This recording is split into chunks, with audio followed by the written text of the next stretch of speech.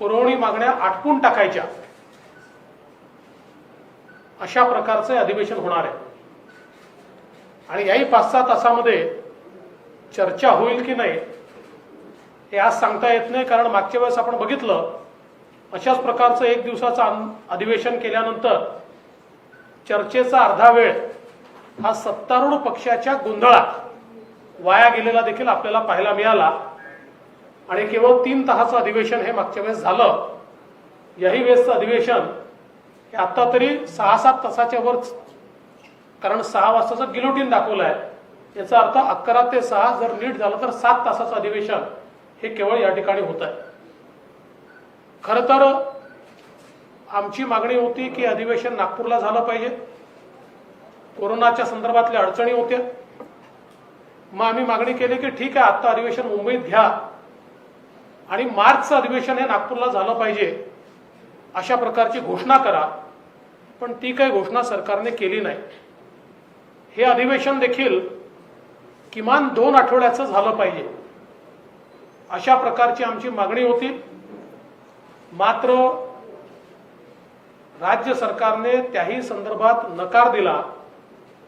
एकूणच चर्चेपासून पळून जाण्याची कृती राज्य सरकारची दिसते।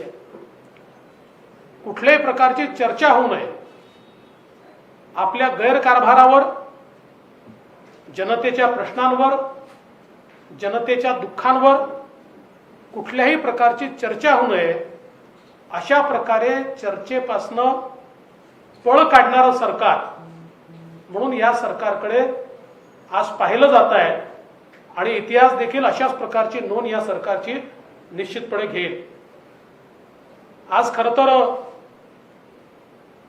आम्हाला माननीय मुख्यमंत्र्यांनी चहापानाकरता बोलवलं होतं, पण आम्ही एकमताने हा निर्णय केला की या सरकारच्या चहापानाला आम्ही जाऊ शकत नाही।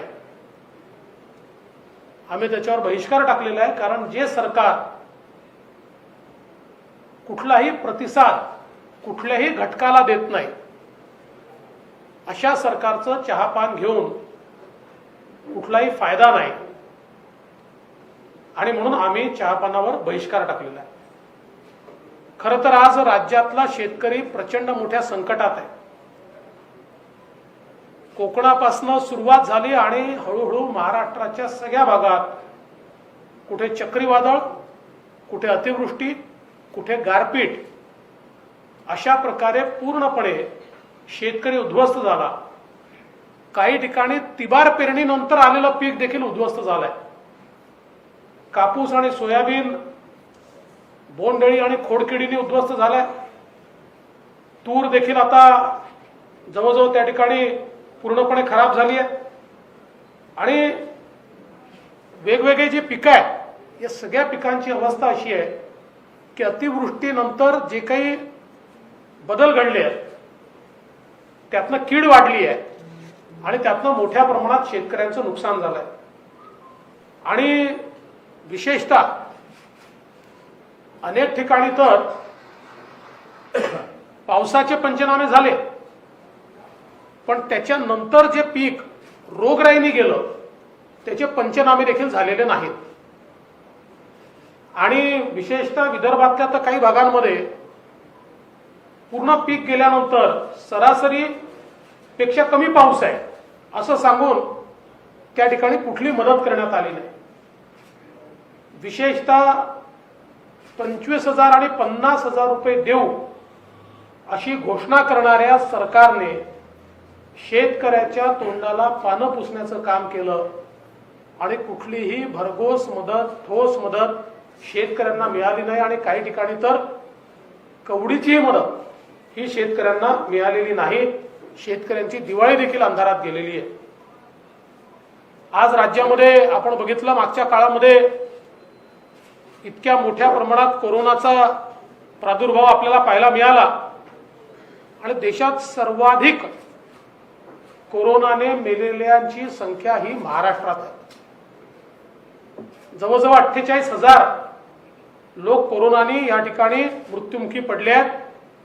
सातत्याने 35 ते 40% देशातले मृत्यू हे महाराष्ट्रात आहे आणि आज देशभरामध्ये कोरोनाचा प्रादुर्भाव कमी झाल्यानंतर आणि विशेषतः मृत्यूच्या संख्येत लक्षणीय घट आल्यानंतर देखील आजही सर्वाधिक मृत्यू हे महाराष्ट्रातच होत आहेत.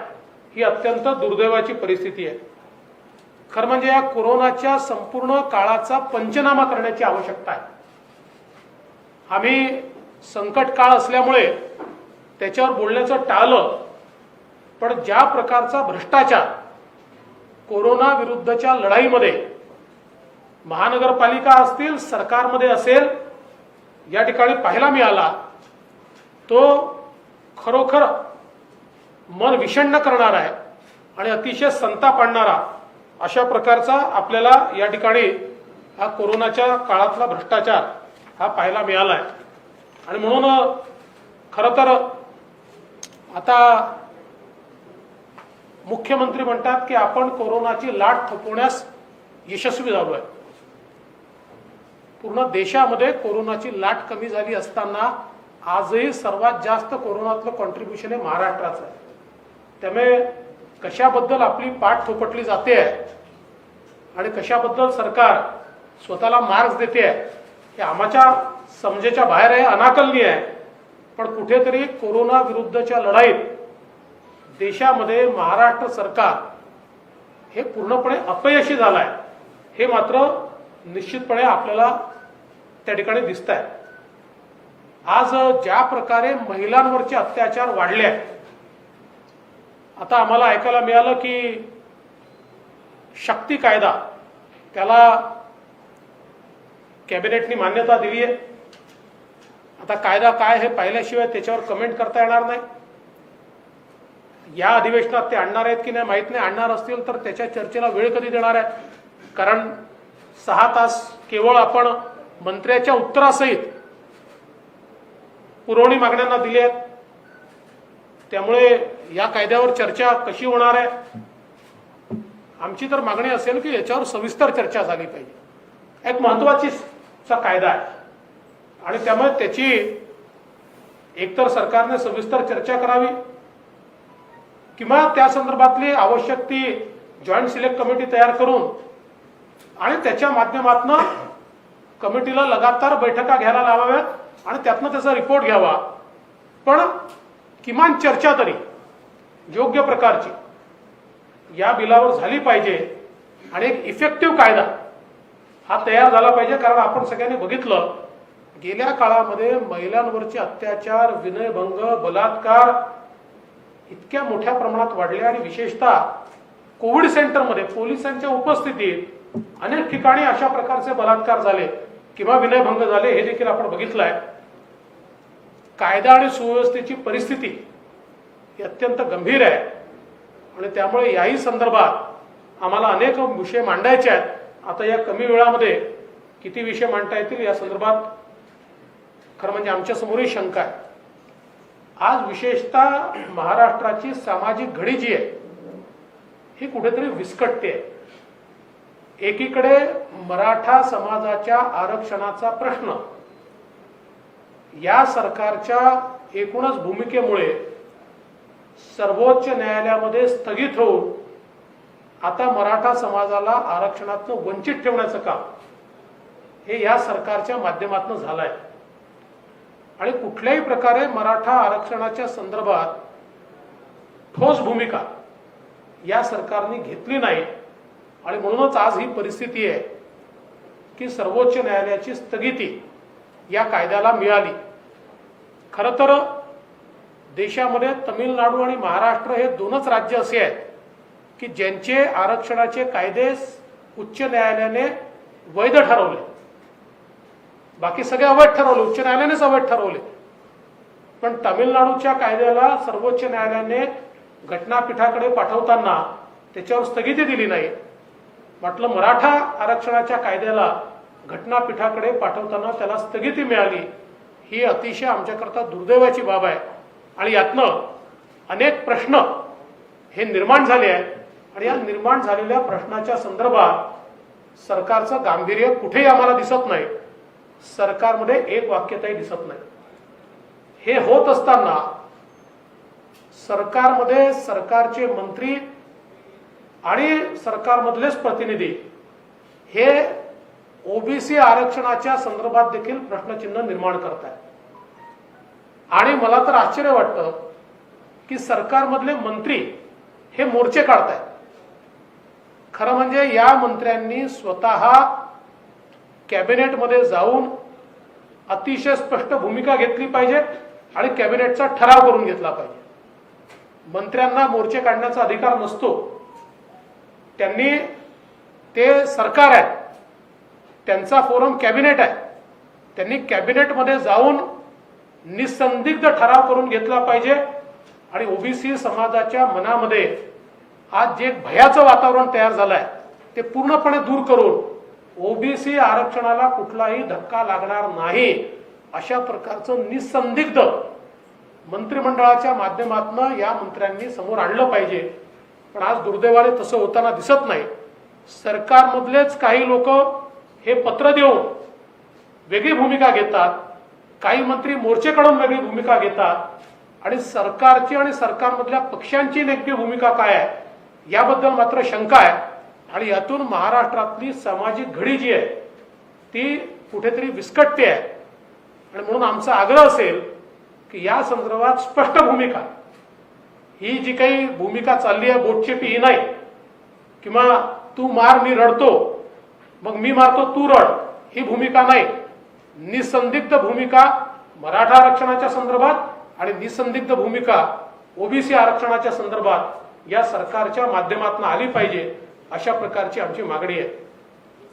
विद्युत देयकांच्या संदर्भात आपल्याला कल्पना आहे की ज्या प्रकारे घुमजाव या सरकारने केलाय, आमचे कोल्हापूरचे अध्यक्ष समरजितराजे गाडगे यांनी काल एक ट्विट केलं आणि त्यात त्यांनी दाखवलं की जे घर कोल्हापूरच्या पुरात वाहून गेलं त्यालाही 2,500 रुपयाचं बिल, म्हणजे घरच अस्तित्वात नाहीये आणि त्यालाही बिल कसं देण्यात आलेलं आहे हे देखील त्यांनी दाखवलं. अशी अनेक उदाहरणं आहेत.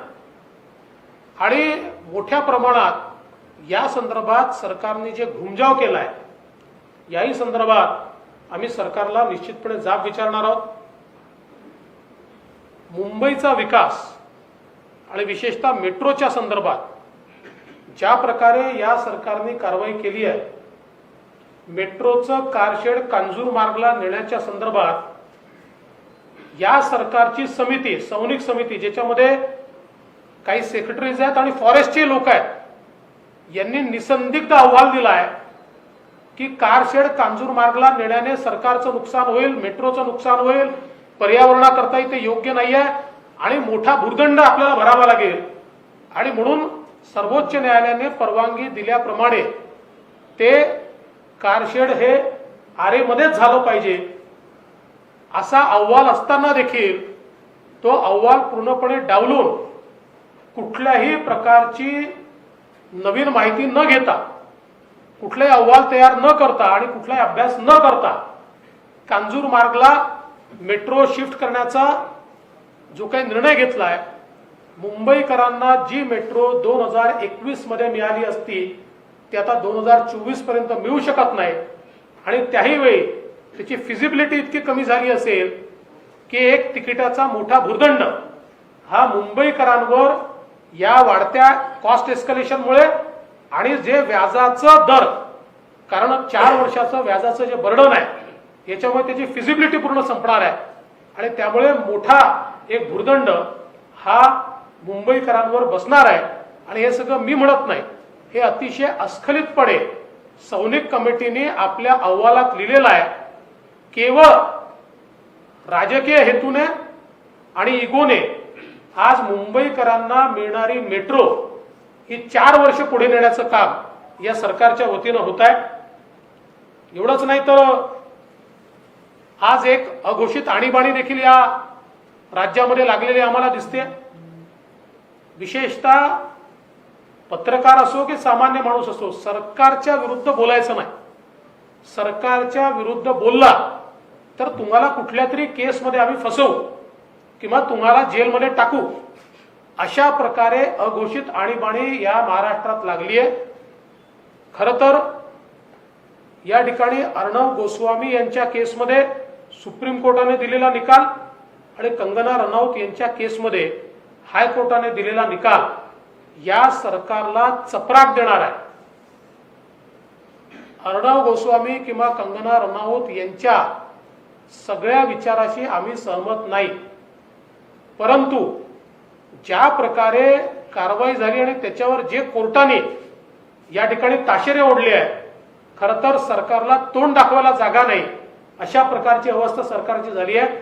पण त्यातनं सुधारायच्या ऐवजी सत्ता जेव्हा डोक्यात जाते, सत्तेचा अहंकार जेव्हा तयार होतो, त्यावेळेस अहंकाराने कशा प्रकारे सरकार वागतं हे आताचं सरकार या ठिकाणी दाखवून देत आहे.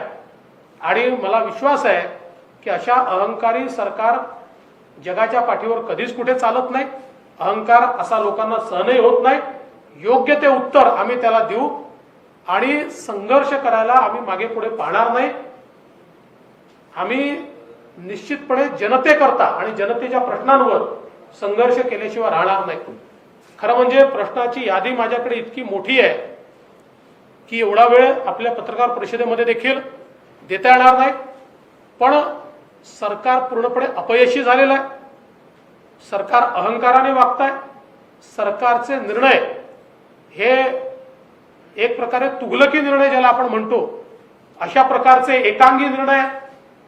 आणि म्हणून या सरकारला आम्ही जो काही मौका मिळेल, जो काही वेळ मिळेल त्या वेळेत जाब विचारल्याशिवाय आम्ही राहणार नाही, हा आमचा निर्णय. आणि म्हणूनच अशा सरकारच्या चहापानाला आम्ही जाणार नाही हे आम्ही ठरवलं आहे. असेल की 1 वर्ष पूर्ण झालं आणि 1 अधिवेशन पूर्ण झालं.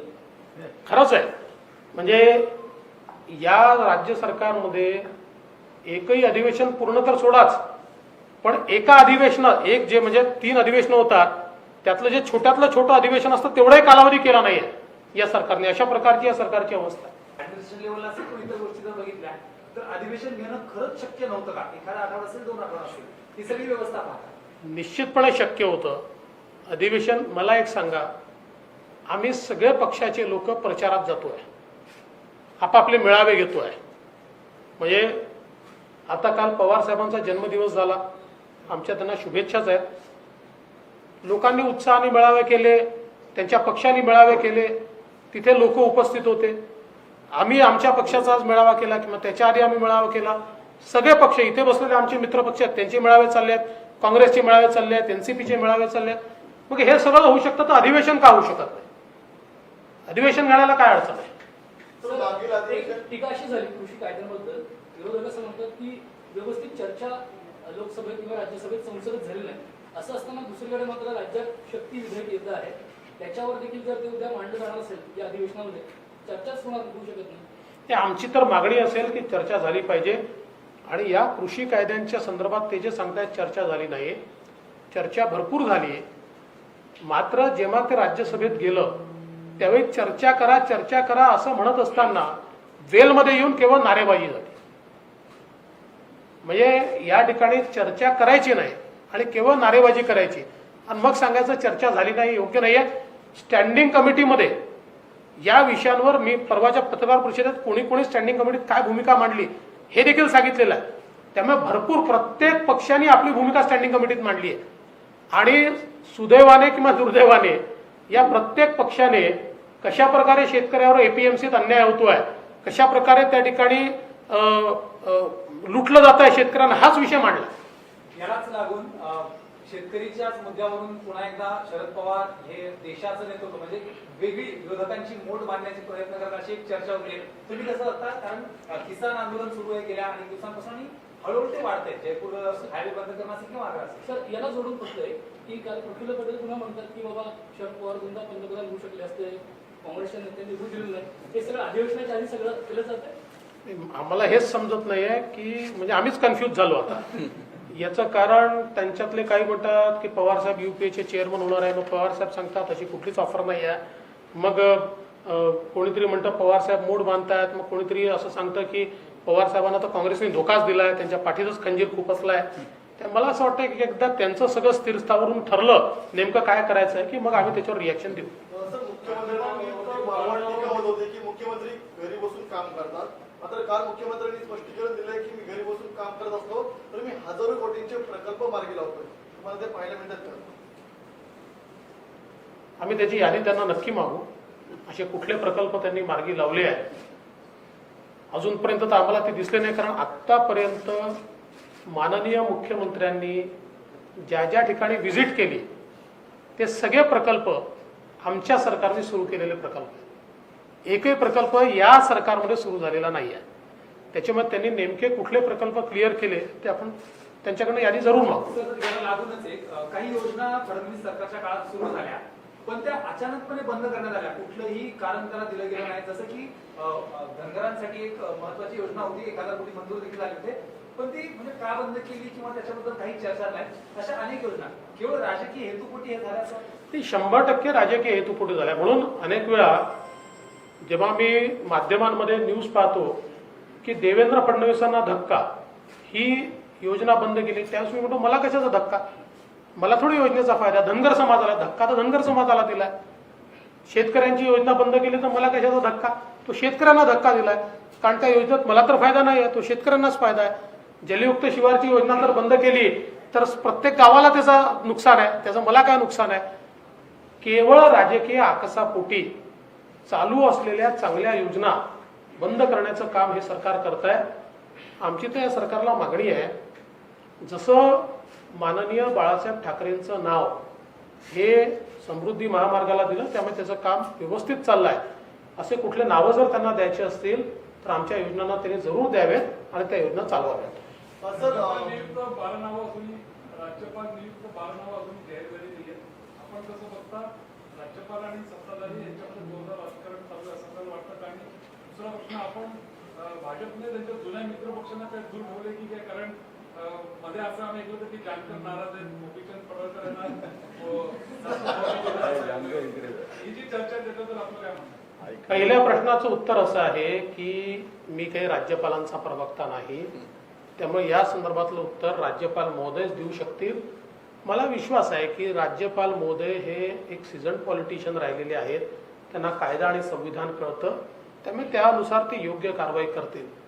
जानकर साहेबांच्या संदर्भात अशा प्रकारच्या बातम्या ज्या दिल्या जातात त्यांनी स्वतः त्या ठिकाणी सांगितलं असं, गोपीचंद पडळकर हे आमच्या पक्षाचे नेते आहेत, जानकर साहेब एका पक्षाचे अध्यक्ष आहेत आणि त्यांनी त्या दिवशी सांगितलं की जवळजवळ 30 राज्यांमध्ये त्यांचा पक्ष आहे.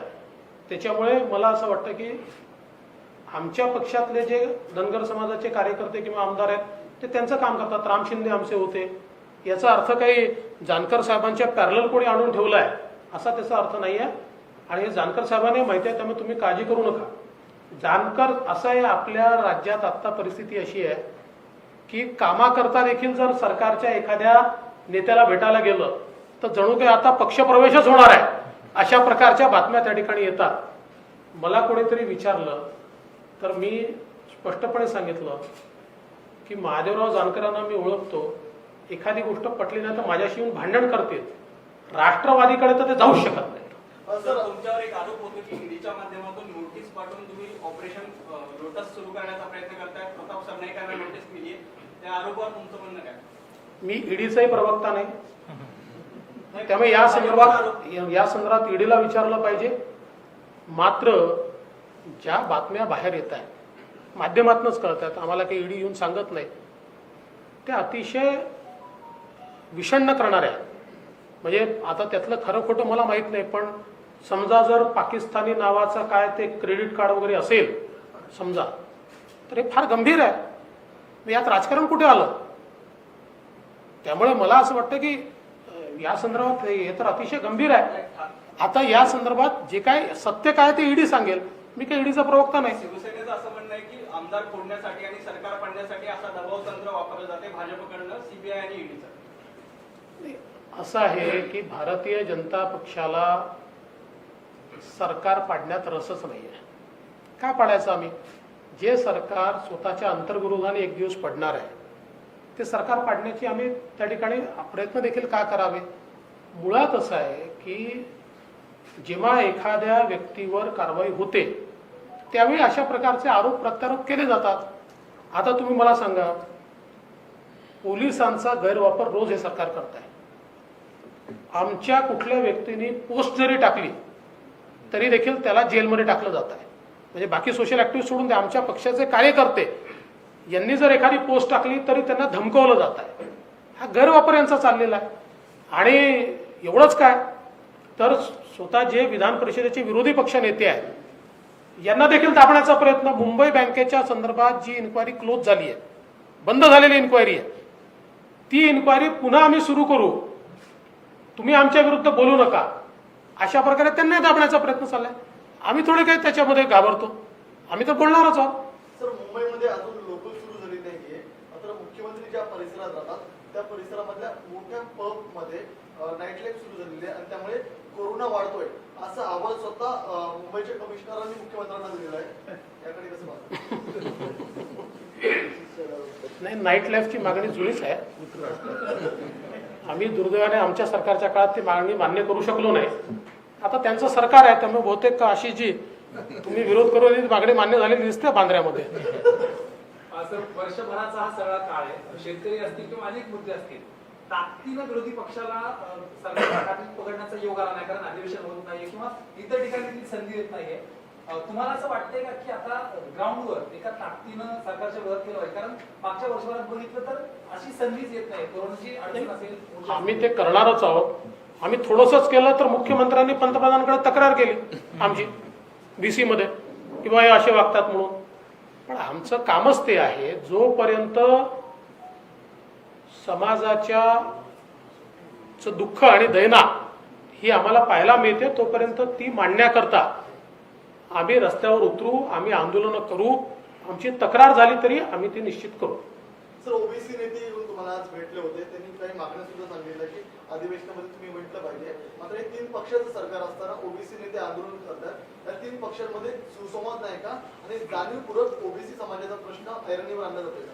माझं मत तर असं आहे की या बाबतीत या 3 पक्षांमध्ये अतिशय चांगला संवाद आहे, ठरवून चाललेला आहे.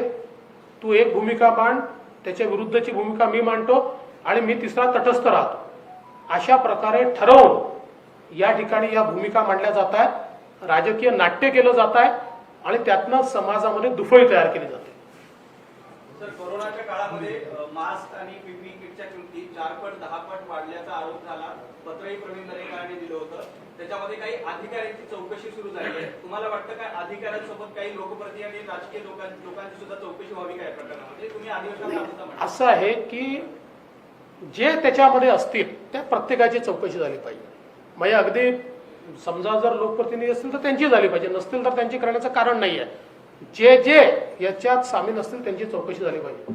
कल राज्य विधानसभा का सत्र शुरू हो रहा है और मात्र 2 दिन का सत्र इस सरकार ने आयोजित किया है.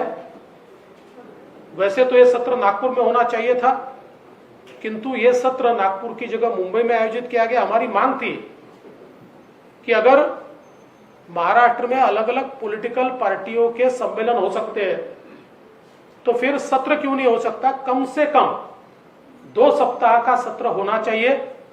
किंतु इस सरकार ने उस मांग को ठुकराया. ये सरकार चर्चा से घबराती है, चर्चा से दूर भागती है. इसीलिए हम लोगों ने तय किया है कि जो सरकार किसानों के प्रश्न पर, गरीबों के प्रश्न पर, महिलाओं के प्रश्न पर संवाद नहीं करती, ऐसी सरकार के चायपान में हम नहीं जाएंगे. हमने चायपान पर बहिष्कार किया है. इस सरकार ने किसानों के साथ छलावा किया है. महाराष्ट्र के भिन्न भिन्न भागों में इतने बड़े पैमाने पर असमय बारिश होने के बाद या चक्रवात आने के बाद जिस प्रकार से नुकसान हुआ, जो हमारे मुख्यमंत्री और सरकार कहती थी 50,000 रुपया हेक्टरी देंगे, उन्होंने कुछ जगह तो 1 पैसा भी नहीं दिया. जहां पैसा दिया वहां बहुत थोड़ा पैसा दिया. एक प्रकार से किसानों को केवल निराशा मिली है और इसलिए किसानों में बहुत बड़ा आक्रोश है और किसानों के साथ ये सरकार पूरे तरीके से छलावा कर रही है.